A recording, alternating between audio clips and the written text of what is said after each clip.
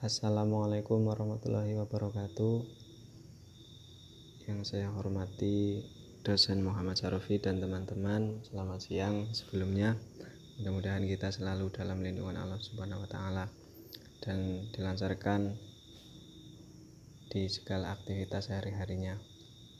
Langsung saja, kami dari kelompok pertama mata kuliah perbandingan sistem ekonomi dengan judul materi tujuan kebijakan ekonomi dengan rekan saya Mbak Utrotul Mu'alimah.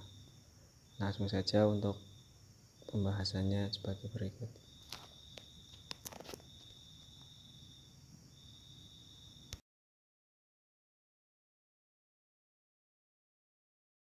Baik, langsung saja ke pembahasan terkait tujuan kebijakan ekonomi. Namun sebelum kita membahas lebih dalam terkait tujuan kebijakan ekonomi, tentunya banyak hal yang melatar belakangi terkait penetapan dari kebijakan ekonomi tersebut. Dalam kehidupan sehari-hari, kita pasti sering mendengar terkait perkataan ekonomi. Ekonomi itu sendiri berasal dari bahasa Yunani yaitu oikos, berarti rumah tangga, dan nomos berarti aturan. Hal ini mengandung arti bahwasanya aturan yang berlaku untuk memenuhi kebutuhan hidup dalam suatu rumah tangga, baik rumah tangga pembangunan, rumah tangga keluarga, rumah tangga badan usaha atau perusahaan, rumah tangga pemerintah. Terkait permasalahan pokok ekonomi, di sini ada dua permasalahan. Yang pertama yaitu permasalahan pokok ekonomi tradisional atau klasik. Menurut teori klasik itu sendiri atau ekonomi tradisional ada 3 permasalahan pokok yang setelah ini saya sebutkan. Untuk permasalahan yang pertama yaitu kita tidak akan lepas dari permasalahan produksi. Proses produksi dapat mencipta atau menambah kegunaan suatu barang atau jasa untuk memenuhi kebutuhan. Kebutuhan manusia dapat terpenuhi jika barang atau jasa yang dibutuhkan tersedia. Untuk memenuhi kebutuhan tersebut, produsen harus mengetahui barang atau jasa apa saja yang dibutuhkan dengan melakukan kegiatan produksi yang tepat, agar supaya mampu menghasilkan barang atau jasa yang dibutuhkan di masyarakat. Untuk permasalahan ekonomi tradisional klasik yang kedua yaitu permasalahan distribusi, yaitu menyalurkan barang dari produsen kepada konsumen. Semakin baik proses distribusi, maka barang atau jasa akan semakin tepat sasaran dan diterima oleh masyarakat, dan menjawab masalah bagaimana produk bisa terdistribusi secara baik hingga sampai kepada yang membutuhkan. Permasalahan ekonomi selanjutnya yaitu masalah konsumsi, menyangkut kegiatan menghasilkan atau mengurangi kegunaan suatu barang atau jasa. Masalah yang muncul dalam kelompok konsumsi adalah memanfaatkan barang atau jasa dengan tepat. Jika tidak dapat memanfaatkan dengan baik, maka akan sia-sia. Masalah dalam konsumsi itu sendiri harus mampu dijawab oleh pelaku produksi agar dapat menyediakan barang atau jasa yang baik sesuai dengan yang dibutuhkan pada pihak konsumsi. Untuk yang selanjutnya yaitu pokok permasalahan dalam ekonomi modern. Bagi masyarakat modern, pemecahan masalah mengandalkan mekanisme harga di pasar yang merupakan proses yang berjalan atas dasar daya tarik menarik antara konsumen dan produsen yang bertemu di pasar. Mekanisme harga terbentuk karena pihak penjual dan pembeli secara bersama menemukan harga. Gerak yang muncul di pasar akan dapat memecahkan ketiga masalah pokok ekonomi yang ada di masyarakat. Hal-hal yang perlu dilakukan yang pertama yaitu permintaan konsumen menjadi penentu utama yang mempengaruhi berapa banyak barang yang akan diproduksi. Yang kedua, gerak harga faktor produksi menentukan kombinasi yang digunakan produsen dalam proses produksinya. Gerak harga faktor-faktor produksi tersebut akan menjadi penentu bagaimana sumber-sumber ekonomi yang tersedia harus dipergunakan untuk memproduksi barang-barang.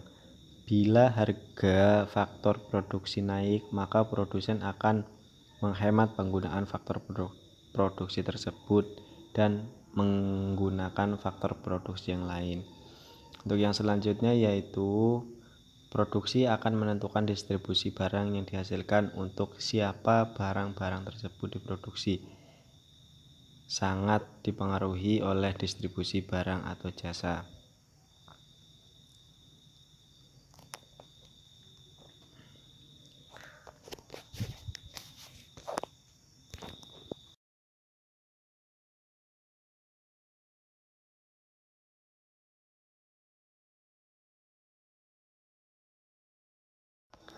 Untuk yang selanjutnya yaitu tujuan kebijakan ekonomi. Ada beberapa hal yang melatar belakangi atau tujuan kebijakan ekonomi tersebut. Untuk yang pertama yaitu mewujudkan pertumbuhan ekonomi yang tinggi. Tujuan ini dapat dicapai dengan bertambahnya kuantitas dan kualitas faktor-faktor produksi dalam jangka panjang seperti tenaga kerja, modal, dan teknologi, sehingga kapasitas produksi nasional terus bertambah dan dapat ditingkatkan. Pertumbuhan ekonomi perlu dijaga guna menciptakan lapangan kerja dan meningkatkan pertumbuhan ekonomi. Untuk yang kedua yaitu mewujudkan keadaan ekonomi yang stabil. Kebijakan ini dapat dicapai dengan kestabilan tingkat pendapatan dan penggunaan tenaga kerja yang penuh. Kekurangan pengeluaran agregat merupakan faktor yang terpenting dalam menimbulkan keadaan tersebut. Kebijakan pemerintah yang berusaha menambah pengeluaran agregat biasanya hanya mampu mengurangi pengangguran, tapi tidak selalu dapat mencapai kegiatan perekonomian pada penggunaan tenaga kerja. Yang selanjutnya, tujuan kebijakan ekonomi yaitu menghindari inflasi. Inflasi atau tingkat inflasi dapat dikendalikan dengan menjaga kestabilan dalam tingkat harga, kestabilan ekspor dan impor, yang menjamin keamanan neraca pembayaran. Seringkali inflasi terwujud akibat permintaan agregat masyarakat yang berlebihan atau kenaikan dalam biaya produksi. Kebijakan pemerintah diperlukan untuk mengatasi masalah inflasi seperti ini. Untuk yang selanjutnya yaitu penggunaan tenaga kerja penuh tanpa inflasi. Tujuan ini sulit diciptakan sekaligus karena bagai dua sisi mata uang. Apabila kebijakan pemerintah meningkatkan pengeluaran, mungkin dapat meningkatkan kesempatan kerja, tetapi tidak dapat menjamin stabilnya harga-harga. Sebaliknya, jika kebijakan pemerintah mengurangi pengeluaran, memang dapat menekan inflasi, tetapi tidak mengatasi masalah pengangguran. Untuk kebijakan ini terkait penggunaan tenaga kerja penuh tanpa inflasi tentunya akan sangat bermanfaat. Yang selanjutnya yaitu neraca pembayaran yang tidak defisit. Tidak defisit berimplikasi kepada meningkatnya pengangguran. Sumber defisit neraca pembayaran di Indonesia adalah pada neraca transaksi berjalan dari jasa dan lalu lintas modalnya. Oleh karena itu, diperlukan kebijakan pemerintah di sektor keuangan dan perdagangan yang dapat menggairahkan ekspor dan investasi luar negeri. Yang selanjutnya terkait tujuan dari kebijakan ekonomi yaitu mewujudkan pemerataan dan keadilan pembangunan. Jika pembangunan ekonomi dan hasil-hasilnya terdistribusi secara adil antara golongan masyarakat dan daerah, maka kemakmuran suatu bangsa dapat dicapai. Sebaliknya, jika tidak tercapai keadilan, maka akan muncul berbagai gejolak seperti tuntutan melaksanakan otonomi khusus dan kegiatan sebagian daerah untuk mereka. Mungkin itu saja dari saya, kurang lebihnya saya mohon maaf dan akan dilanjutkan oleh rekan Nita saya. Mbak Utrotul Mu'alimah. Kepadanya saya persilahkan.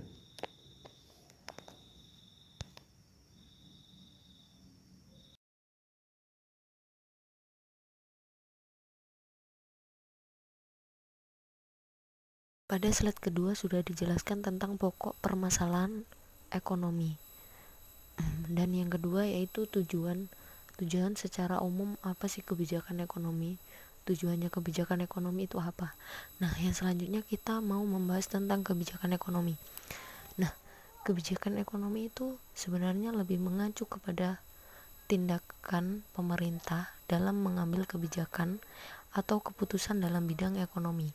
Kebijakan ini dapat pula mencangkup di dalamnya sistem untuk menetapkan sistem perpajakan, suku bunga, dan anggaran pemerintah, serta pasar tenaga kerja, kepemilikan nasional, dan otonomi daerah dari intervensi pemerintah ke dalam perekonomian.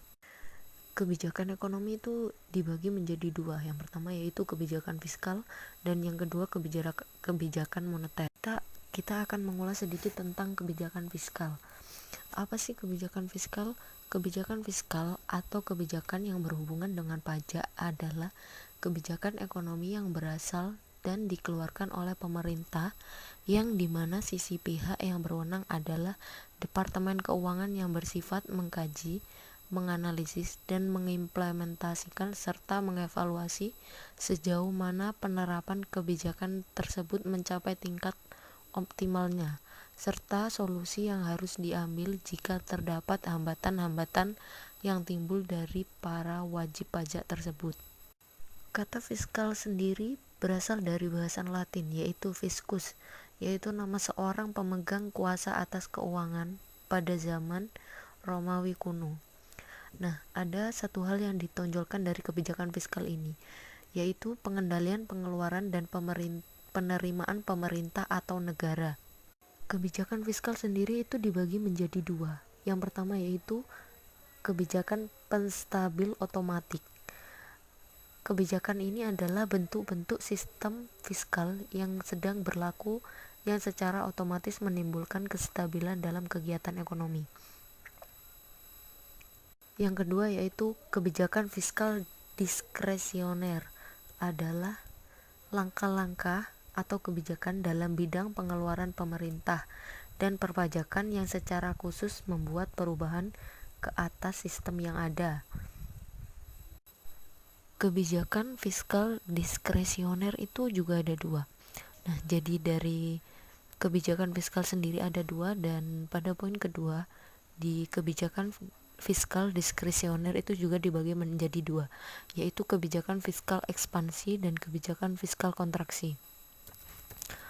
Sebenarnya ada tujuan utama yang dikeluarkan dari kebijakan fiskal. Yang utama yaitu untuk menentukan arah, tujuan, sasaran, dan prioritas pembangunan nasional serta pertumbuhan perekonomian bangsa. Itu adalah tujuan utamanya. Nah, adapun tujuan yang dikeluarkan dari kebijakan fiskal secara rinci itu ada beberapa. Dan ini yang pertama yaitu mencapai kestabilan perekonomian nasional, memacu pertumbuhan ekonomi, dan membuka kesempatan kerja yang luas dan mengurangi pengangguran.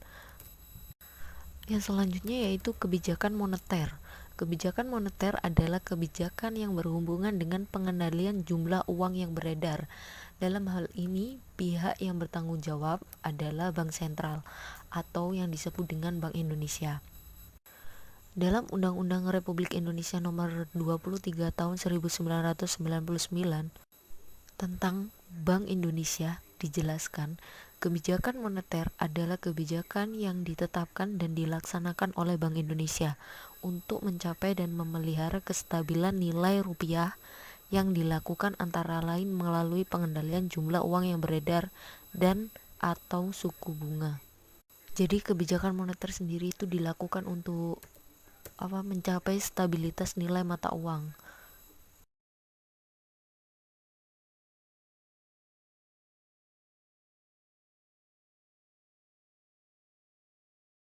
Pada slide selanjutnya saya akan menjelaskan tujuan kebijakan ekonomi. Nah, Kan dari ini saya akan menjelaskan dari tujuan kebijakan ekonomi fiskal dan moneter.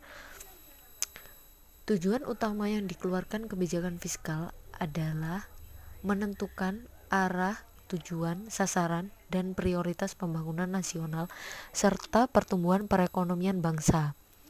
Dan ada beberapa tujuan yang lainnya, yaitu mencapai kestabilan perekonomian nasional, memacu pertumbuhan ekonomi, mendorong laju investasi, membuka kesempatan kerja yang luas, mewujudkan keadilan sosial,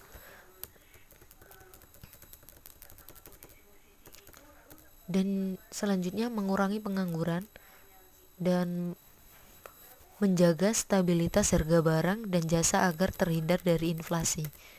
Selanjutnya yaitu dari kebijakan moneter. Dari kebijakan moneter sendiri tujuannya dibagi menjadi dua, yaitu yang bersifat kuantitatif dan yang bersifat kualitatif. Kebijakan moneter yang bersifat kuantitatif adalah kebijakan umum yang bertujuan mempengaruhi jumlah penawaran uang dan tingkat bunga dalam perekonomian. Jadi kebijakan ini menyangkut beberapa. Yang pertama yaitu operasi pasar terbuka, yang kedua mengubah persyaratan cadangan minimum, yang ketiga mengubah tingkat suku bunga. Selanjutnya, kebijakan moneter yang bersifat kualitatif ini ada 2 poin. Yang pertama yaitu pengawasan pinjaman secara selektif, dan yang kedua pembujukan modal. Jadi yang dari pengawasan pinjaman secara selektif itu menentukan jenis-jenis pinjaman yang harus dikurangi. Selanjutnya yang pembujukan modal, yaitu bank sentral menghimbau serta membujuk bank-bank untuk melakukan suatu hal yang diarahkan oleh bank sentral itu sendiri. Misalnya pada saat terlalu banyak jumlah uang yang beredar, bank sentral bisa membujuk pada bank untuk mengurangi penyaluran kreditnya. Itu saja penjelasan sedikit dari saya tentang tujuan kebijakan ekonomi yang bisa saya sampaikan. Kurang lebihnya mohon maaf. Wassalamualaikum warahmatullahi wabarakatuh.